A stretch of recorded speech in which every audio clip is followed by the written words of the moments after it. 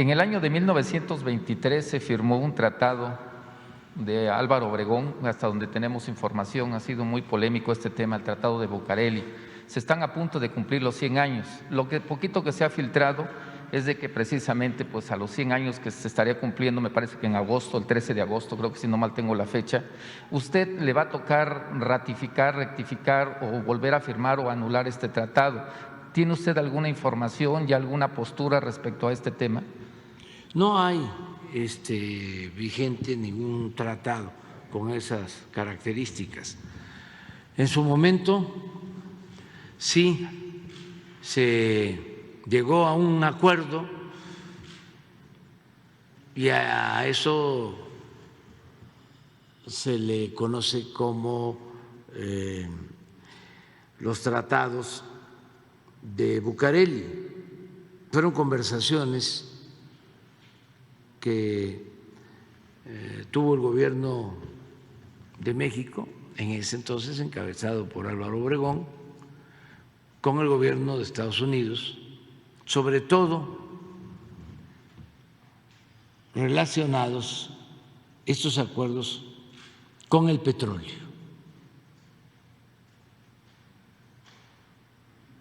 Es conocido que Porfirio Díaz precisamente entregó las concesiones a empresas extranjeras para la explotación del petróleo, del primer pozo petrolero que se perfora fue en Ébano, San Luis Potosí, 1901, por una empresa extranjera, aunque ya se había descubierto el petróleo de tiempo atrás, en los años 60 del siglo XIX, por un cura tabasqueño, Manuel Gili Sáenz, cerca de mi pueblo, se llama ahora Aquiles Cerdán, antes San Fernando,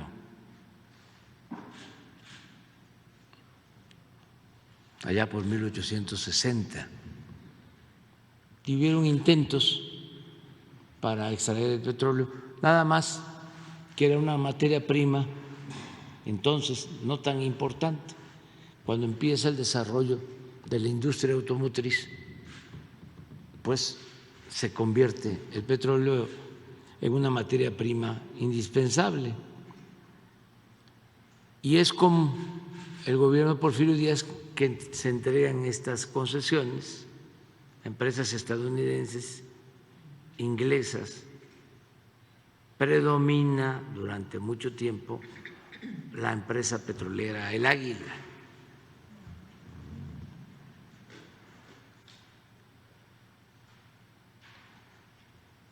que pues tenían dominio de grandes extensiones de nuestro territorio. Era como un estado dentro de otro estado, todo el Golfo, desde San Luis Potosí, Álamo,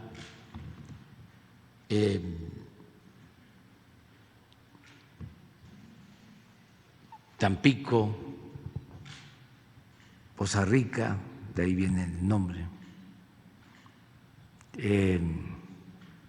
toda la costa del Pacífico, es San Luis, Tamaulipas, Veracruz, Tabasco. Todavía no se descubrían los yacimientos de Campeche.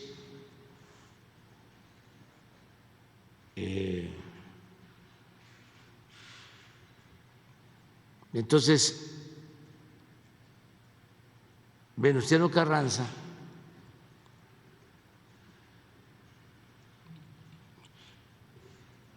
presenta la iniciativa en el constituyente de Querétaro para que el petróleo fuese propiedad de la nación, que todos los recursos naturales del subsuelo pasaran a formar parte del dominio de la nación. Porque antes estas compañías tenían grandes extensiones de terrenos con la concepción jurídica anglosajona de que el dueño de la tierra era el dueño también del subsuelo. Entonces, Venustiano Carranza, con una interpretación distinta, que retoma la legislación colonial, reconoce la propiedad del suelo, pero como se hizo durante la colonia, los bienes del subsuelo en aquel entonces pertenecían a la corona. Aquí se sustituye la corona por la nación. Eso, desde luego, no les gustó a las compañías petroleras extranjeras, porque eso significó una nacionalización.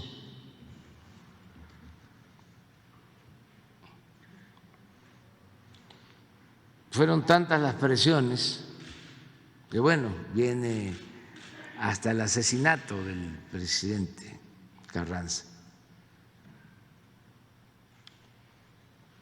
que ningún presidente posterior podía reglamentar el artículo 27. No se podía aprobar la ley reglamentaria del 27.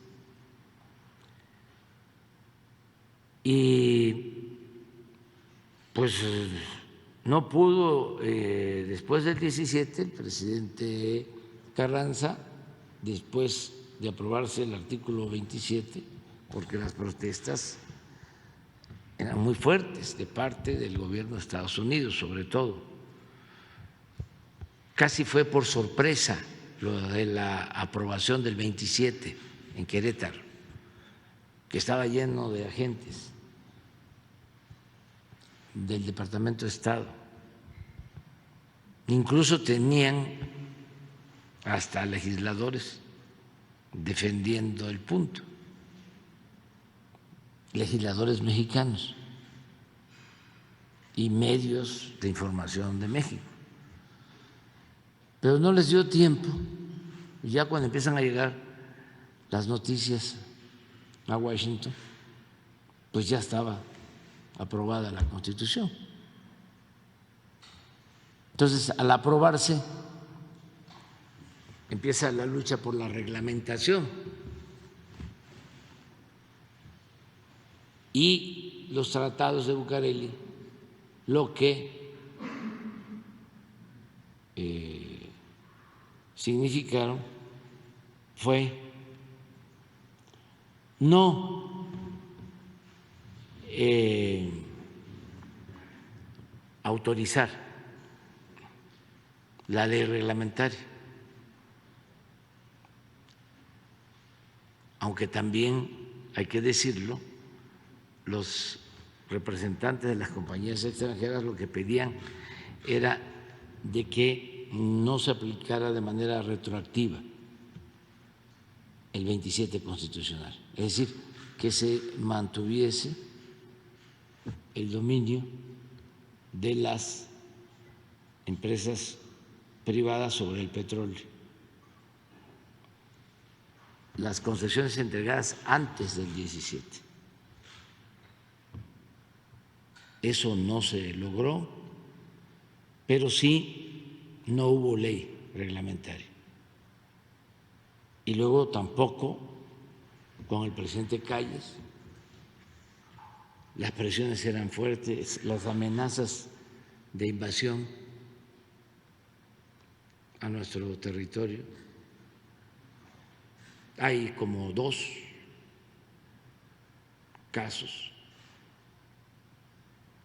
Uno se da en ese entonces, poco antes, y es un revolucionario veracruzano el que expresa la frase famosa de que si nos invadían, se iban a ver las llamas de los pozos petroleros ardiendo. Cándido Aguilar, hasta en Nueva Orleans. Y luego, durante la presidencia de Plutarco Elías Calles, se repitió la frase, la misma. O sea, preferimos prenderle fuego a todos los campos petroleros si nos invaden por el petróleo. Es una lucha. Es hasta que llega el general Cárdenas en el 38, en que se lleva a cabo la expropiación.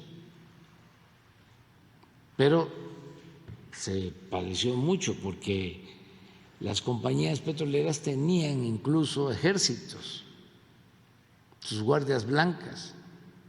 Se habla de que el asesinato de don Venustiano, porque no le perdonaron el que haya propuesto en el 27 el dominio del petróleo de la nación, fue un jefe de las guardias blancas petroleras en Tlaxcalaltongo, Puebla. Ya estaba el conflicto entre los militares, el obregonismo contra don Venustiano. Él sale de la Ciudad de México rumbo a Veracruz, donde ya había estado en el 15, cuando los villistas y zapatistas tomaron la Ciudad de México. Entonces iba allá en los años 20, 1920 creo, y descarrilaron los trenes y tuvieron que seguir a caballo, y por eso se internaron en la sierra de Puebla, ahí por Huauchinango, por ahí está Tlaxcalaltongo, es un pueblo de la sierra histórico, por eso y por su gente también. Entonces, en un jacal, ahí donde dormía, ahí lo asesinaron. Y se habla de que el que encabezó el grupo de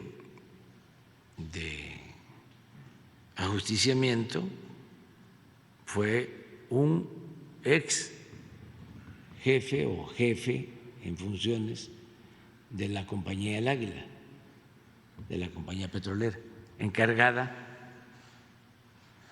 de atender toda esa región y muchas otras cosas. En ese entonces era capitán del ejército en esa región, el que luego sería presidente de México, el general Lázaro Cárdenas del Río. Como él veía todo lo que sucedía, los abusos, en su diario habla de eso. Era gobernador de Veracruz, Heriberto Jara, después de que el general Cárdenas expropia el petróleo, platica de que recordaba las conversaciones con el general Jara cuando lo iba a ver allá a la zona militar, y hablaban de los atropellos de las empresas extranjeras, de las guardias blancas. Hemos hablado aquí de que si querían un terreno donde sabían que había petróleo, le mandaban a decir al dueño que les vendiera, porque si no, de todas maneras le iban a comprar a la viuda. Entonces, esa es nuestra historia, ¿no? Y eso tiene que ver con los tratados de Bucareli. Hay quienes sostienen que Obregón quería dar marcha atrás a lo establecido en el artículo 27,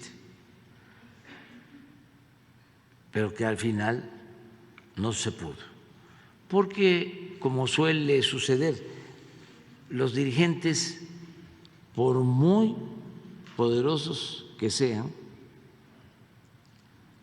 siempre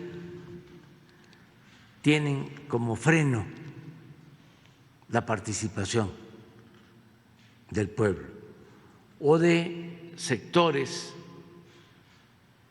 de vanguardia del pueblo que defienden la justicia, que defienden las libertades, que defienden la soberanía. Y esto hace que no puedan actuar de manera omnímoda, de manera autoritaria, de manera dictatorial, porque existen esos contrapesos, esos frenos. Por eso es muy importante la democracia. Eso es lo que tiene que ver con los tratados de Bucareli. Básicamente, yo he leído sobre el tema y me acaban de entregar un libro bueno de un abogado que escribió sobre ese tema. Ya después te doy la… No creo que esté vigente, porque no se llegó a suscribir. Fueron estos acuerdos, bueno, extralegal, lo que se supo, y de eso sí se puede probar, es que no se aprobó la ley secundaria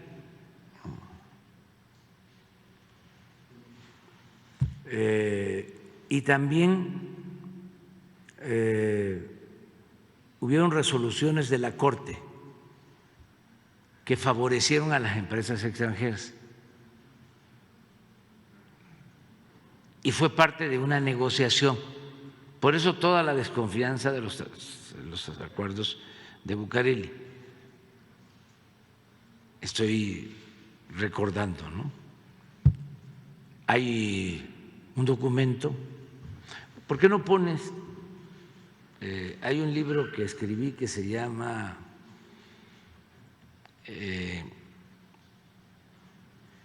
La Gran Tentación.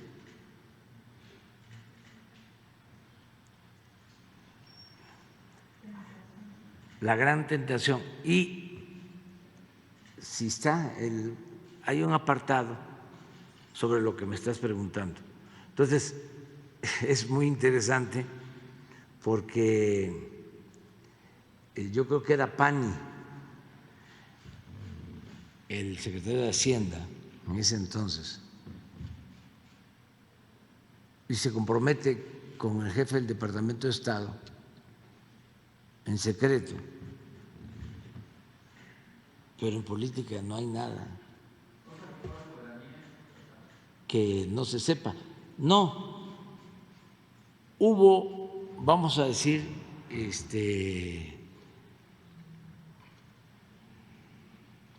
desaseo en el manejo de la relación, porque Pani le avisa por anticipado al Departamento de Estado de que la Corte iba a fallar a favor de las empresas petroleras. O sea, todavía no salía la resolución y ya Pani les estaba diciendo que no se preocuparan, porque eran los tiempos en que el presidente decidía sobre la Corte, como sucedió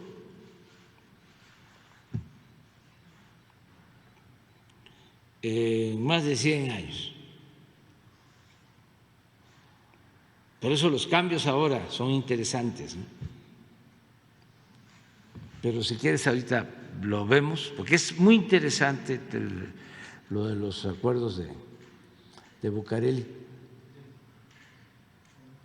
Es Obregón.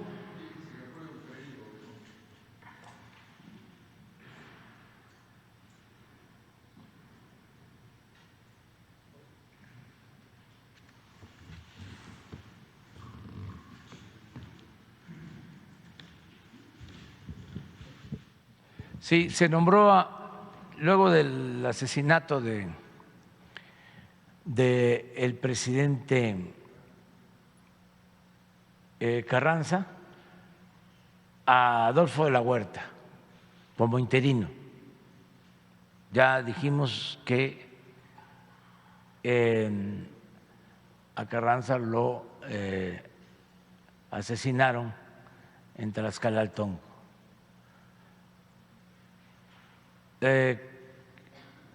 Adolfo de la Huerta, que fue un presidente interino y un hombre recto al final, porque hubo hasta un movimiento que él encabeza y luego regresa a la ciudad, a México, ya con el gobierno del general Cárdenas, y siempre tuvo una actitud consecuente. Adolfo de la Huerta era defensor de los yaquis, de los pocos defensores de los yaquis. Fue el que pactó la paz con Villa en Monclova, Coahuila. De ahí es que se le entrega la hacienda de Canutillo a Villa antes de que lo asesinen en Parral. Por eso sostienen algunos que 7 leguas no era caballo sino yegua, porque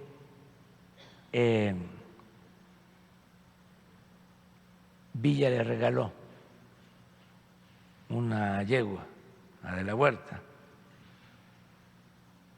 que supuestamente era 7 leguas, nada más que estamos hablando del 20. Sí, y Villa participa en la revolución desde 1910, 1911. Pero en fin, ese es otro asunto, ¿no? Lo más destacado durante este interinato es que don Adolfo propuso al Consejo Consultivo del Petróleo, integrado todavía por carrancistas, un proyecto de ley sobre el petróleo para buscar una solución intermedia entre la situación existente antes de la revolución y las reformas de Carranza. La propuesta consistía en internacionalizar el petróleo mexicano. La internacionalización no daba el control de la industria a México, pero impediría que nación alguna adquiriera un interés preponderante sobre ese combustible. El Consejo rechazó tal compromiso aduciendo que la nacionalización era la única solución correcta. De la Huerta no insistió más y dejó el asunto en manos de su sucesor. Como se sabía de antemano, Obregón es electo presidente de México para el periodo 2024. Para entonces era el hombre fuerte, el caudillo militar más temido y reconocido. Ya para entonces, para ubicarnos, ya se habían llevado a cabo asesinatos de opositores a la facción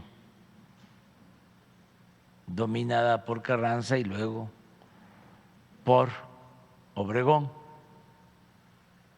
Si Carranza era un hombre de Estado, esto lo escribo hace 10 o 15 años, era yo opositor, no era yo presidente, pero como estamos en el terreno de lo académico, yo creo que sí se permite que yo pueda dar a conocer lo que pensaba y sigo pensando. Si Carranza era un hombre de Estado, Obregón era fundamentalmente un hombre de poder. Eso se los dejo de tarea a los jóvenes, qué es un hombre de Estado y qué es un hombre de poder.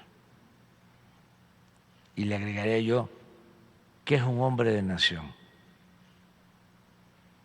Tenía un discurso progresista, pero en lo interno era bastante conservador. Hablo de Obregón. Desde su toma de posesión sostuvo todos los derechos de propiedad adquiridos antes del 1 de mayo de 1917, fecha en que se promulgó la actual Constitución, serán respetados y protegidos. El famoso artículo 27 es textual, es decir, es una cita de su discurso, una de cuyas cláusulas declara propiedad de la nación los mantos petrolíferos del subsuelo, no tendrá efecto retroactivo. O sea, él ahí aclara de que eso ya no procede. A Obregón lo que le importaba era contar con el reconocimiento del gobierno estadounidense. Esto siempre atormentó y le preocupó mucho a todos los presidentes mexicanos. Ahora ya no.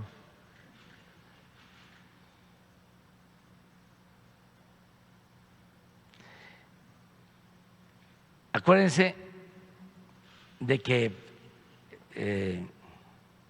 Lincoln no reconoció a Maximiliano.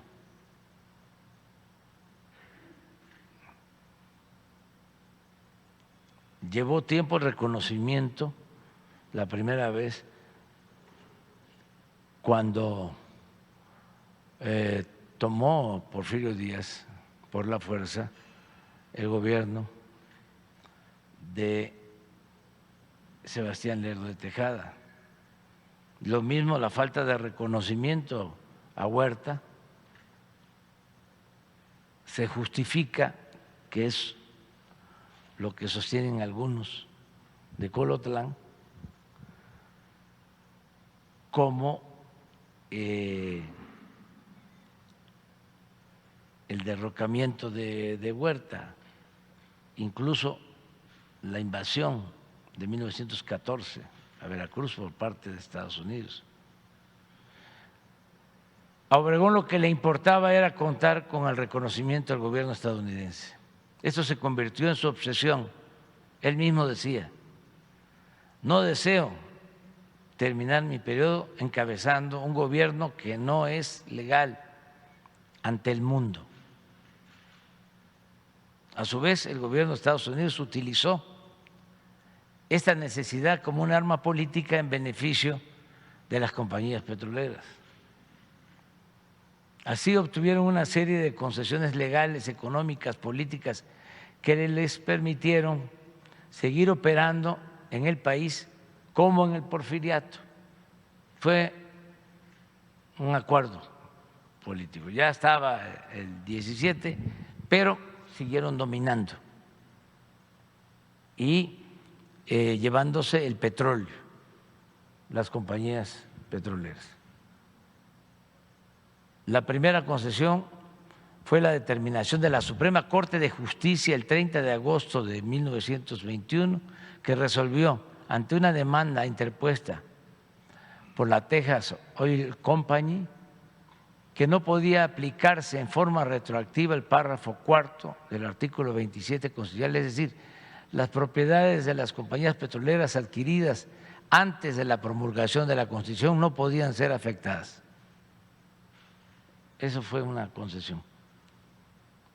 Y aunque en este fallo solo se ampararon aquellos terrenos en que hubiera ejecutado un acto positivo, alguna perforación o otro tipo de acción que indicara el deseo del propietario de explotar el petróleo, antes del 1 de mayo de 1917, lo cierto es que en los arreglos de Bucareli de 1923, llevados a cabo ante el gobierno de México y de los Estados Unidos, se aceptó una interpretación del acto positivo que prácticamente salvaguardaba todas las zonas importantes para las compañías.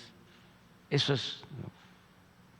Durante el gobierno de Obregón, de manera no oficial, siempre se consultaba al gobierno estadounidense sobre cualquier asunto relacionado con las compañías petroleras extranjeras. Así se hizo en los varios proyectos de ley para reglamentar el 27, que finalmente nunca se aprobaron. Incluso el 9 de agosto, antes del fallo de la Corte, Alberto Pani, secretario de Relaciones Exteriores, ya había informado a George Summerlin, encargado de negocios de Estados Unidos, de cómo venía el dictamen de ese órgano del Poder Judicial. Esto es a lo que me referí. Esto se siguió haciendo hasta la llamada reforma energética del sexenio pasado. Yo recuerdo que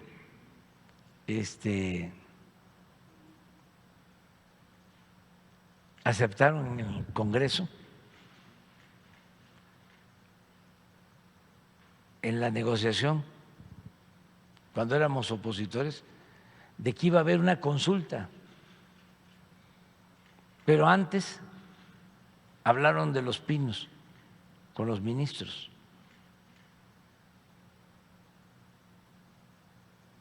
Y nosotros reunimos las firmas, más de 3 millones, para que se llevara a cabo la consulta como lo establece la Constitución, y la Corte resolvió que era improcedente. O sea, ya estaba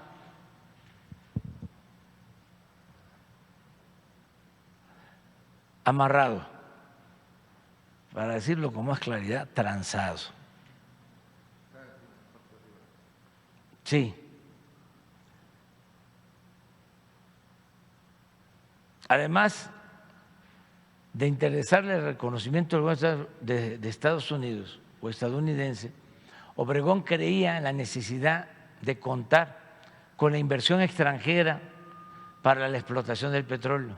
Tanto él como antes de la Huerta y posteriormente Calles consideraban que era necesario evitar que se afectaran los intereses de quienes explotaban el petróleo. Asimismo, ya para entonces había una fuerte corriente conservadora que veía en el artículo 27 un obstáculo para el desarrollo del país y pedían su derogación. O sea que no es nuevo lo que vivimos, pues esto viene de tiempo atrás. El periódico Excelsior, en su editorial del 20 de junio de 1921, señalaba que el artículo 27 estaba perjudicando al país por no otorgarle garantías a las compañías petroleras. Y el Universal apoyaba abiertamente la campaña que convertía a este artículo en un lastre, textualmente, en la bestia negra. Sin embargo, también había una corriente nacionalista que obligó a Obregón a optar por la política de la simulación. De ahí que nunca aceptó firmar ningún acuerdo, lo que decíamos, más que no lo tenía muy claro, ni aprobar ninguna ley sobre la materia, aunque era evidente que estaba interesado en arreglarse con las compañías petroleras y con el gobierno estadounidense. Por eso Pani le sugiere en un memorándum que si reconocían plenamente los derechos adquiridos, fíjense esto, de las compañías estadounidenses del petróleo, no debía eximírseles de las disposiciones fiscales y de los reglamentos de explotación para complacer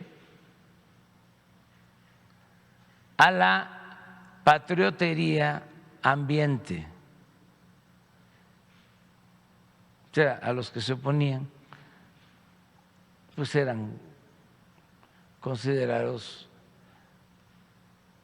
patrioteristas, como populistas, nacionalistas, comunistas, etcétera, etcétera, etcétera, ¿no? Que con toda seguridad atacaría esa interpretación, porque sí había un movimiento opositor. En esencia, Obregón nunca estuvo comprometido con los ideales de justicia y soberanía establecidos en la Constitución. Incluso hay quienes sostienen que cuando rompe con Carranza e inicia la rebelión, desde Chilpancingo había un manifiesto que debía publicarse en Sonora, donde declara su propósito de promover que fuera derogada la Constitución de 1917. Esto no está aprobado, pero sí se habla. Este documento enviado por Obregón a través de Luis N. Morones a Hermosillo para ser entregado a De la Huerta, finalmente no se publicó porque sus amigos lo consideraron una imprudencia. Yo cito las fuentes en el libro. Es más, en una reunión de gabinete en que se discutía el problema del petróleo, llegó a considerar un obstáculo el 27 y dijo, es textual, si no estuviera la trinqueta del artículo, la palabra trinqueta del artículo, pero desgraciadamente ya existe en el cuerpo de nuestras leyes fundamentales y no podemos dar paso atrás. Bueno, hasta ahí quedó. Es por lo que planteas. Pero sí, no se firmó, ¿eh? Pero sí se llevaron a cabo en los hechos, como dicen los especialistas en esta materia, de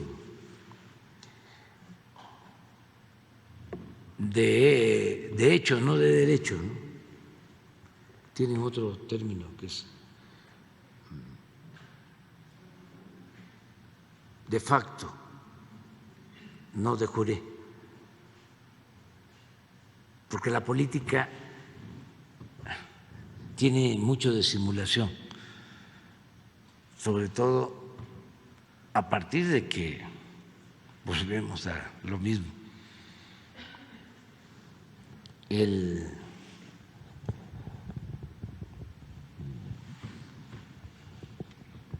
más importante, el maestro de la simulación, Porfirio Díaz, la implantó. Y Obregón era muy parecido a Porfirio.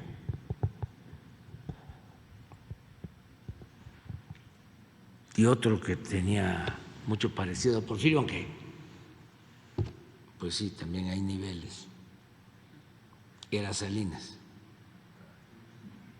Digo, ya hasta ahí lo dejamos porque nos estamos pasando.